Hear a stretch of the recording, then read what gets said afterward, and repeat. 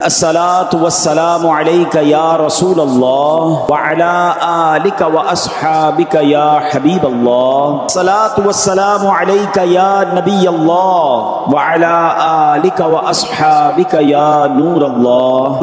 درود پاک پڑھنے کے بہت سارے فضائل اور بڑی احادیث بھی ملتی ہیں۔ ہم سب کی تمنا ہے کہ کوئی ایسا کرم ہو جائے کہ ہم سب نبی پاک کے پیچھے پیچھے جنت میں داخل ہو جائیں۔ سرکار دو عالم علیہ الصلوۃ والسلام کی ایک حدیث ہے، میرے آقا فرماتے جو دن میں مجھ پر 1000 مرتبہ درود پاک پڑھے وہ اس وقت تک نہیں مرے گا جب تک جنت میں اپنا مقام نہ دیکھ لے گا۔ نبی کی شان میں ہو جس قدر درود پڑھو، محبوں پاؤ گے جنت میں گھر، درود پڑھو۔ صلو علی الحبیب صلی اللہ تعالی علی محمد صلی اللہ علیہ وسلم۔ قرآن مجید فرقان حمید کی آیت سنیے، وَمِنَ اللَّيْلِ فَتَحَجَّدْ بِهِ نَافِلَةً لَكَ عَسَىٰ أَن يَبْعَثَكَ رَبُّكَ مَقَامًا مَحْمُودًا۔ ترجمہ کنز الایمان، اور رات کے کچھ حصے میں تہجد ادا کرو، اور رات کے کچھ حصے میں تہجد کرو، یہ خاص تمہارے لیے زیادہ ہے، قریب ہے کہ تمہیں تمہارا رب ایسی جگہ کھڑا کرے جہاں سب تمہاری حمد کریں۔ ارے رب حمد کی جگہ پر جس کو کھڑا کرے اس کا مقام کتنا بلند ہو جائے گا۔ تہجد فرض نمازوں کے بعد سب سے افضل نماز ہے، اور ناظرین یہ خاص دعاؤں کی قبولیت کا وقت ہے۔ اللہ اکبر، تہجد پڑھ کے جو دعا مانگنے کا مزہ آتا ہے، اب اللہ کرے ہم ایسی دعائیں مانگنے والے بن جائیں کہ میں جانوں میرا رب جانے۔ پلیز سارا سال مسجدوں سے دل لگاؤ، یہ اللہ کا گھر ہے، بیٹھا کرو، اللہ سے باتیں کیا کرو، اللہ کے گھر میں آ کر مانگا کرو اس سے۔ دنیا کو بتاتے ہو نا اپنے پرابلم، میں آپ کو ایک آج مشورہ دیتا ہوں، اپنے دل کا دل کی بات دنیا والوں کو مت بتایا کرو، کسی کو مت بتایا کرو کیا پرابلم ہے، کوئی کچھ نہیں کر سکتا۔ دنیا والے مذاق اڑاتے ہیں، آپ کسی کو جا کر کہتے ہیں نا میرا یہ پرابلم ہے، میرا یہ مسئلہ ہے، آپ حل کر دیں، حل نہیں کرتے، پیچھے جا کے باتیں کرتے ہیں، آیا تھا میرے پاس بڑا پریشان تھا، اس کا تو یہ مسئلہ تھا، اس کا تو یہ مسئلہ تھا۔ میں کیوں بتاؤں کسی کو یار میرا مسئلہ؟ جس رب کائنات نے مسئلہ حل کرنا ہے، جو مسبب الاسباب ہے، جو شافع الامراض ہے، جو دنیا کو نواز رہا ہے، بیٹھ جاؤ نا اس کے گھر میں۔ آ گیا ہوں یا اللہ تیرے گھر میں، پریشان ہوں، تھک گیا ہوں مولا، دنیا بھر کے دھکے کھا لیے، مسئلہ حل نہیں ہوا، کریم اب تیرے گھر میں آ کر بیٹھ گیا ہوں، اور تو میری ماں سے زیادہ مجھے چاہنے والا ہے، اے اللہ بس میری جھولی بھر دے۔ باتیں کرو اللہ سے، دل کی باتیں کرو۔ بیمار کا در کو اپنی رحمت کا دروازہ بند نہیں فرماتا، اور رمضان میں ارے راتوں میں رحمت کا ندا دینے والا فرشتہ ندا دیتا ہے کوئی مانگنے والا کہ اس کو عطا کیا جائے، ہے کوئی توبہ کرنے والا اس کی توبہ قبول کی جائے، ہے کوئی مغفرت کا سوالی اس کا سوال پورا کیا جائے۔ تہجد کے فضائل میرے آقا کیا خوب فرماتے ہیں، چنانچہ سید المبلغین رحمت للعالمین صلی اللہ تعالی علیہ وسلم نے فرمایا، بے شک جنت میں کچھ ایسے محلات ہیں جن میں آر پار نظر آتا ہے، ایسے محل ہیں آر پار نظر آتا ہے۔ اللہ عز و جل نے وہ محل کن کے لیے تیار کیے؟ میرے آقا فرماتے ہیں وہ محلات ان لوگوں کے لیے تیار کیے ہیں جو محتاجوں کو کھانا کھلاتے ہیں، سلام کو عام کرتے ہیں، اور رات کو جب لوگ سو رہے ہوتے ہیں وہ نماز پڑھتے ہیں۔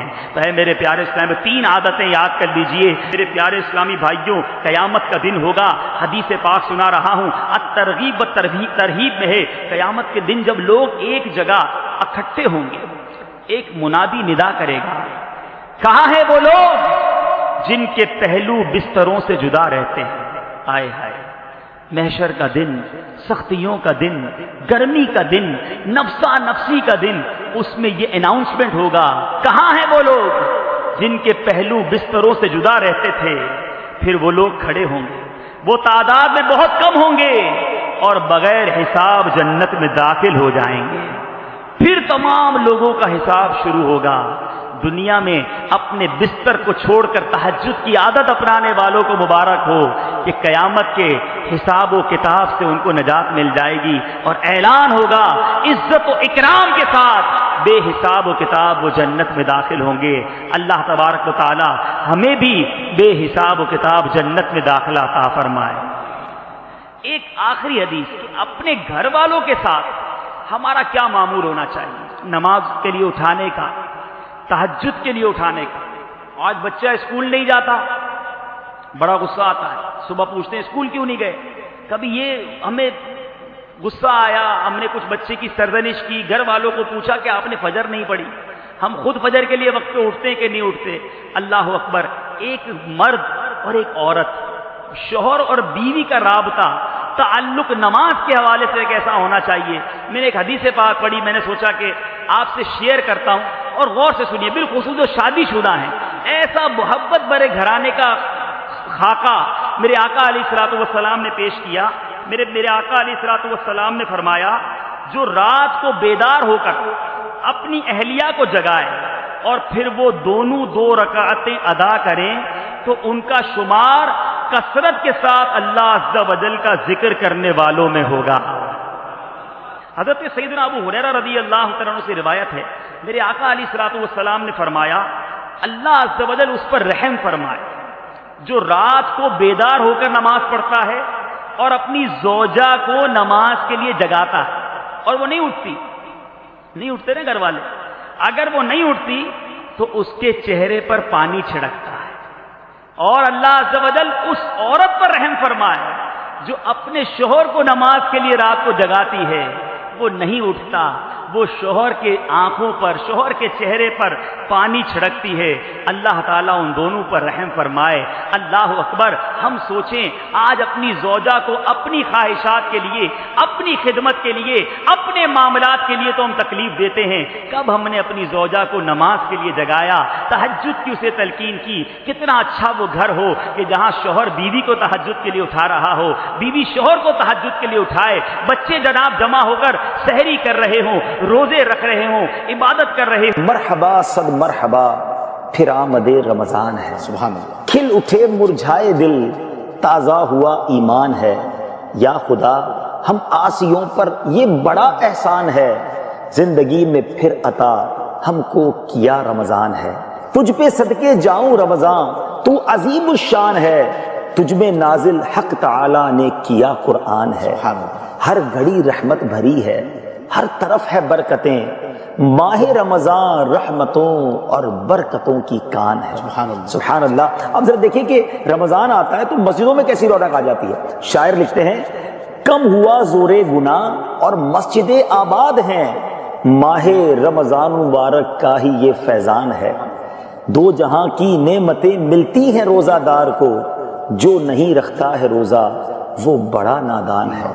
या इलाही, तू मदीने में कभी रमजान दिखा, मुद्दतों से दिल में ये अत्तार के अरमान है। तो अल्हम्दुलिल्लाह रमजान, यकीन करें जितने दुनिया के मुसलमान हैं, नॉट आई एम ओनली, जितने आशिकान रसूल all around the world, they are waiting for that month. वो इंतजार कर रहे होते हैं कि कब रमजान आए और एक रौनक सी आ जाती है, एक जॉयफुल माहौल हो जाता है।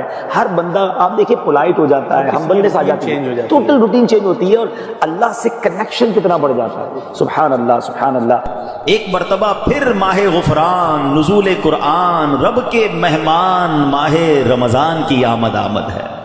कुछ ही दिन के बाद ये ऐलान होगा, मुबारक हो, माहे रमजान मुबारक का चांद नजर आ गया है। ये ऐलान सुनते ही इंशाअल्लाह आशिकाने रमजान के दिल खुशी से झूम उठेंगे, चेहरों पर ताजगी आ जाएगी, मस्जिदों की रौनक बढ़ जाएगी। तरावी का सिलसिला, फर्ज नमाजें, कोई नवाफिल की कसरत कर रहा होगा, कोई तिलावत कुरान का फैज उठा रहा होगा, सहरो इफ्तार की रौनकें होंगी। सुभान अल्लाह। क्या आप जानते हैं रमजान मुबारक कितना अजीम महीना है? जी हाँ, वो महीना तशरीफ ला रहा है जिसे हदीस पाक में सैयदुश शहूर यानी तमाम महीनों का सरदार कहा गया। वो मुबारक महीना आ रहा है कि उसकी पहली रात से आसमानों के दरवाजे खोल दिए जाएंगे, फिर आखिरी रात तक, लास्ट नाइट तक वो दरवाजे बंद नहीं होंगे। जो इस महीने में एक सजदा करे उसके लिए 1500 नेकियां लिखी जाती हैं और जन्नत में सुर्ख याकूत का घर बनाया जाता है। अल्लाह अकबर। समझ आ रही है बात? एक सजदे पर 1500 नेकियां और एक ही सजदे पर सुर्ख याकूत का जन्नत में घर। अब सोचे जो नफिल पढ़ते हैं, जो पूरी तरावी पढ़ते हैं, हर सजदे पर क्या कुछ हासिल कर रहे हैं। उन्हें सोचना चाहिए जो तरावी में सुस्ती कर जाते हैं, नवाफिल में सुस्ती करते हैं। दिल पर चोट करने के लिए एक जुमला कह देता हूं, बाकी फिर आगे चलते हैं, कि अगर ये कह दिया जाए कि माहे रमजान में जो जितने सजदे करेगा उसे उतने 1000 रुपए मिलेंगे, फिर बताएं कितने सजदे करेंगे? अच्छा जनाब,